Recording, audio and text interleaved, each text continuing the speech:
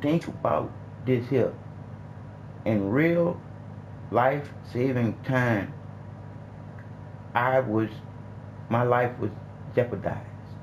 In real life saving time. And I told this to so many different people. And for you not to know about this and nobody else not to know about this is exactly what I said, sweetheart.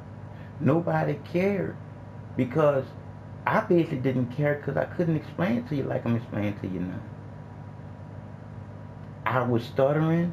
I couldn't put the word together. I wasn't putting the right words together. So I did sound like somebody that nobody would help but supposed to help. I was supposed to have somebody come to my rescue, but nobody did because nobody felt that I was worthy of being rescued. And I'm just being honest with you, sweetie, because I can feel your aura through the phone. I'm just giving you something this morning that I was woke up with this morning when I was woke with a nightmare. And the nightmare is the nightmare that I got from that whole ordeal. And I'm going to give you the nightmare. And I'm going to give you the nightmare and then I'm gone. And the nightmare went like this, ma'am. When they stopped the ambulance and did all that threatening me and everything, and I let them know how bad that was, what they was doing me, that's when they realized that they were doing me something wrong. So now we rushing to get to the hospital, and I'm basically telling them they don't have to rush now. I already died on the side of the road. So when we ran through the first two lights, we was good to go. But that third light, the ambulance shook and skirked like the wheels were scratching off and everything else. And we wiggled, and then he gained composure of the ambulance. This is the nightmare I've been having ever since that happened. After we made it through those two lights, on that third light, we came up on, they had a van with a family in it. And the van was stopped at the red light, and the kids was making a whole bunch of noise. And the daddy looked back at the kids and said, "Come on, kids, mama's driving the vehicle. Y'all need to quiet it down." And then the light turned green. The lady proceeded to go through the light, and she looked over at her husband, and she said, "Thank you, honey." And then our ambulance smashed into the car, killed everybody in the truck, killed the paramedics, and left me paralyzed from the neck down. That is not a beautiful dream, nowhere near. That is a horrible nightmare. Because that's the worst thing that I fear, is my arms not working like my legs don't. And that's what I was going through by myself. By myself, because like I said again, nobody cared. Because I couldn't articulate them to care, because I couldn't even explain to what happened to me. But now I can explain it to you in detail, sweetheart. Why? Why? Because the Madam Most High told me simply like this: change your mind, change your heart, change your life. Why do you say, "Our Father who art in heaven," and give man credit for creation, when you know that the divine light of creation is neither man or woman, black or white? And a lot of things that she even showed me, I'm going to share to the world because I got it to share. And when I say I got it to share, sweetheart, you was taught that zero go to infinity. Yes, you was. But I can show you that zero don't only go not go to infinity. It's not numbers until they become human. And what I mean by that, it's not a zero and it's not a one that starts that off. It's a shape like we played with as kids. It's the shape of a circle. And a circle is just this: the circle of life. What goes around comes around. And that one is the line which we walk on. You can fall to the left, you can fall to the right, but that line will never disappear if you want to get on it and try to do right. And then you take 2 to 9. And what you get after the 2 to the 9? You get my line which you walk on and the circle of life. Where are the numbers? They're stuck in that middle.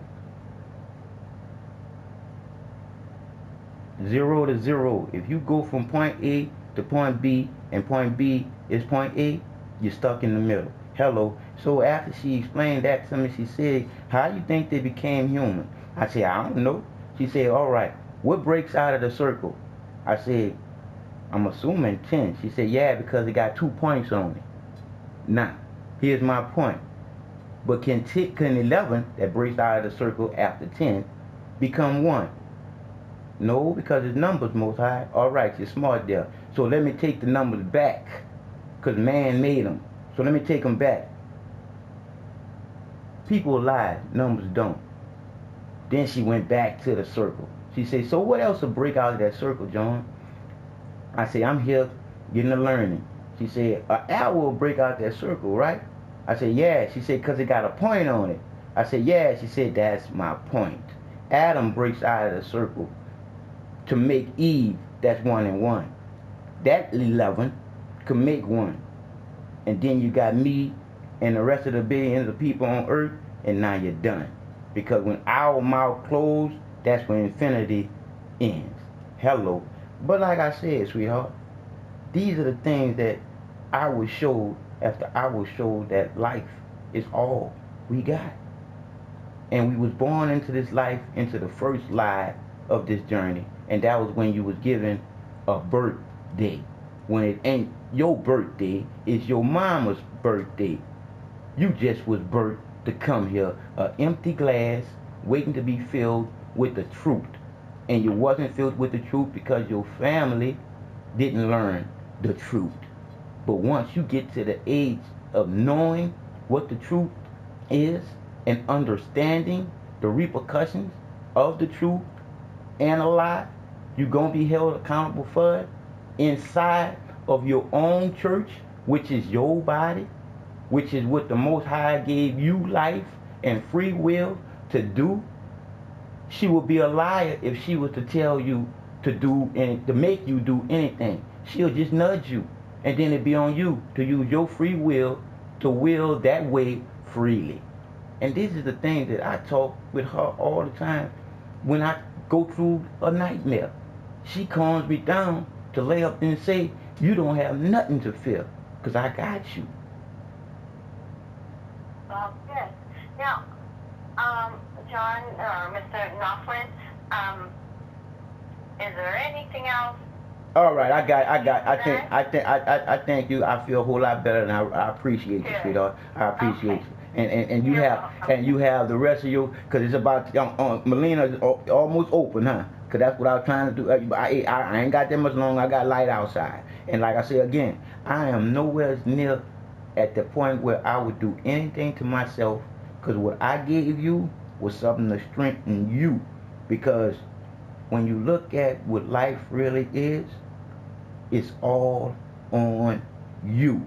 Because you can freely will any situation willingly your way freely anytime you want. All you got to do is pump your brakes when you're about to get upset and stand up to being upset. Most High told me, John, why get upset if you can't stand up and do nothing about it? Laugh at everything and you're going to feel happy about it. Come on.